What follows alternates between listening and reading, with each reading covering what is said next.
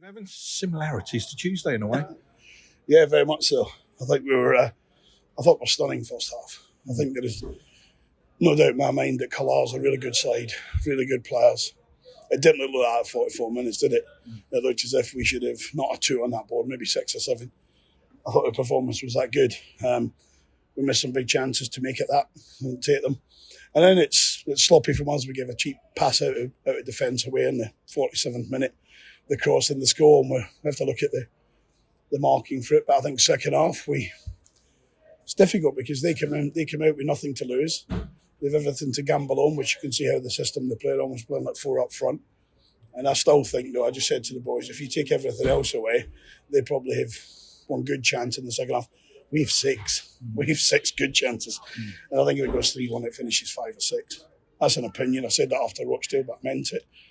And that's against a good side. So we're working hard. We'll go back on the training ground on Monday and we'll see what happens. Did that goal just before half-time change your team talk?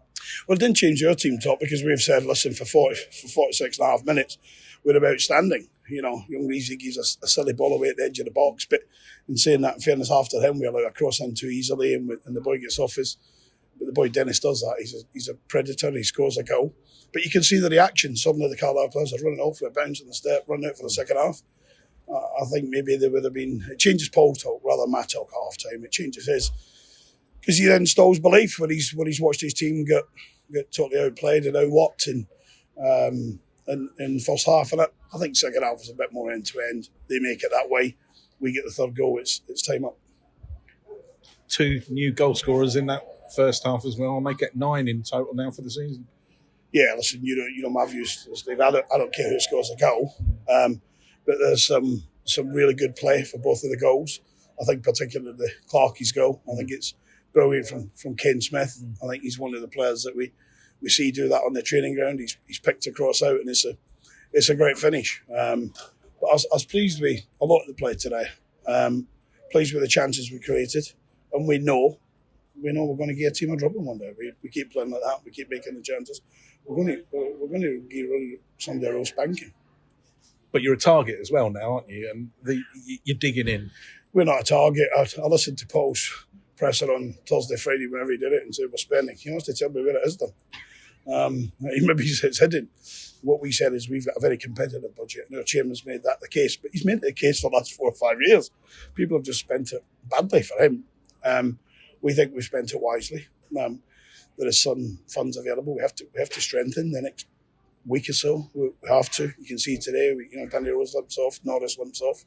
None of them is going to be a real big concern for weeks. But if the game was tomorrow, then both would miss. So we have to look very carefully about what we're going to do in the next week. And as we see, the chairman's waiting to catch up with me. And talking about the next week, obviously Tuesday night, Peterborough come, and you're in a good place at the moment in terms of how things are on the pitch. How do you? Well, listen, Tuesday's important because it's a small club. Tuesday's important because it's a Carrot Cup second round. Will we make changes? Absolutely. I don't care what Grant does. I've got no interest in what Grant does. They gave Lincoln a 4-0 spanking today, 3-0 at half time, I see. But what they decide to do with their team is Grant's business. What I do know is it's a guy that I'm really good mates with, and we'll have a beer afterwards. We'll remain competitive till then. But I'll make changes. But I'll still be heading and kicking every ball and so my players. We've got 18 players in the squad. We don't have a 23 group to pick from. It's 2 clubs that know each other very well and 2 managers that know each other very well, and the big difference is that there's a league between you. But I'm sure that's not going to count for too much on Tuesday. Yeah, listen, they do spend good money. When you're paying Jack Marriott and Clark Harris and the 3 central boys in midfield and the 3 at the back, and they're an exceptional team, Posh. I think Grant described it to me as the strongest squad he's seen at Posh in about 5 or 6 years. I think he's right. If you look at the depth they've got, you look at the quality they've got. But that's about them. We've got the best team that's been here in 5 or 6 years. We probably can't make as many changes as they'll make if they wanted to. I've got the feeling he'll want to keep it going. We're not going to win the Carabao Cup, but I'd like to beat Peter in the second round. But I know how tough that would be. And how's your squad looking? It looked like Luke Norris took a heavy knock towards the end. Yeah, Norris was just feeling his Achilles. To be fair, he's been he's got the heart the size of Big Ben. He's been trying to come through that.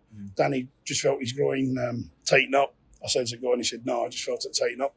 So we've always said to the players, with the bench we've got, then we've got the options to change it, and we changed it.